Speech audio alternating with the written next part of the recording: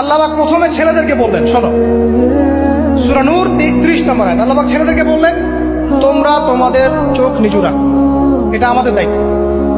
প্রত্যেকটা ছেলের দায়িত্ব বেগানা মেয়েকে দেখলে চোখটা কি করবে?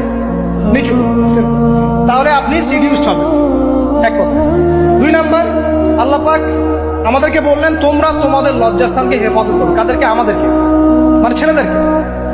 প্রথমে আল্লাহ পাক ছেলেদেরকে বললেন, চোখ নিচু করে রাখো, লজ্জাস্থানে হেফাজত করো। ঠিক আছে? সূরা বানী ইসরাঈল আল্লাহ পাক বললেন, জিনার ধারের কাছেও যেও না, ধারের কাছেও যেও না। আল্লাহ পাক আরো বললেন, যদি কেউ জিনা করে ফেলে, সূরা নূরে, তাহলে তাকে 100টা বেত্রাঘাত করতে হবে। কয়টা? 100টা, এবং 1 বছরের জন্য তাকে বহিষ্কার করতে হবে। আল্লাহ পাক শাস্তিও দিলেন, শুধু তাত্ত্বিক বিধান দেন নাই, শাস্তিও দিয়েছেন। কারণ শুধু তাত্ত্বিক বিধান দিয়ে হবে? আমি যদি ওয়াজ করে বেড়াই, ভাই মদ খায় না, মদ খায় না, কোনো শাস্তি না অ্যাপ্লাই করি, তাহলে কি মদ ছাড়বে মানুষ? আমরা যদি বলি হত্যা করা মহাপাপ, মহাপাপ, দুর্নীতি করা মহাপাপ, মানুষ দুর্নীতি ছাড়বে? ছাড়বে না, যতক্ষণ না শাস্তি নিশ্চিত করা যাচ্ছে। আল্লাহ পাক তাত্ত্বিক কথা শুধু বললেন না, শাস্তিও নিশ্চিত করলেন। তারপর আল্লাহ পাক আরো বললেন, যদি বিবাহিত কোনো ব্যক্তি ব্যভিচার করে, তাহলে তাকে রজম করতে হবে, মাটিতে পুঁতে তাকে পাথর নিক্ষেপ করে হত্যা করবে। ঠিক আছে? শাস্তি। এরপরে দেখেন আল্লাহ পাক মেয়েদেরকে বলছেন, মেয়েদেরকে বলছেন, তোমরা মূলত ঘরে থাকো, যদি বাইরের পরিবেশ তোমাদের অনুকূলে না থাকে, তোমরা ঘরে অবস্থান করো। ওয়াকরনা ফি বুয়ুতিকুন্না ওয়ালা তাবাররুজনা তাবাররুজাল জাহিলিয়াতিল উলা। তোমরা মূলত ঘরে থাকো, জাহিলি যুগে মেয়েরা যেভাবে নিজেদেরকে প্রদর্শন করে বেড়াতো, এই কাজটা তোমরা করো না। যদি করো তাহলে সমাজে বেহায়াপনা, ফায়সা বেড়ে যাবে, তোমরা নিজেরাই ক্ষতিগ্রস্ত হবে, যেটা ওরা হচ্ছে এখন।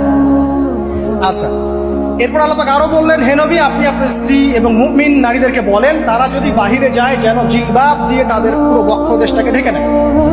তাহলে পোশাকের সংস্কৃতির শেকড় কোত্থেকে শিখবো? আমি কোত্থেকে শিখবো? আল্লাহ পাক কর্তৃক নাজিলকৃত সর্বশেষ ঐশী গ্রন্থ থেকে শিখবো নাকি? যে বইয়ের মধ্যে কোনো ভুল নাই সেটাই তো আমার শেখার মাধ্যম হবে নাকি? নাকি যে দর্শনে 1000টা ভুল সেটা শিখবো আমি? আল্লাহ পাক এখানে বলছেন, মুমিন নারীদেরকে বলো, বাইরে গেলে পরে তারা যেন জিলবাব দিয়ে, কাপড় দিয়ে সুন্দর করে বক্ষদেশ ঢেকে রাখে। বোরখার কথা এখানে নাই শব্দে। ঠিক আছে? ঢেকে রাখা ঢিলে ঢালা পোশাকের কথা এসেছে। আচ্ছা, আসেন, আল্লাহ পাক আরো বললেন যে তোমরা অমুক অমুক অমুক অমুক, যেমন আপনার বাবা, আপনার ভাই, আপনার এই যে সন্তান, এই যে মাহারাম যারা আছে, এদের সামনে ছাড়া অন্যদের সামনে যখনই যাবে, তোমরা কিন্তু হিজাব অবলম্বন। আল্লাহ পাক হিজাবের বিধান দিলেন, চক্ষু নিচু করতে বললেন, লজ্জাস্থানের হেফাজত করতে বললেন, এবং যদি এর পরেও কেউ ভুল করে ফেলে, তাহলে আল্লাহ পাক শাস্তির কথা বললেন।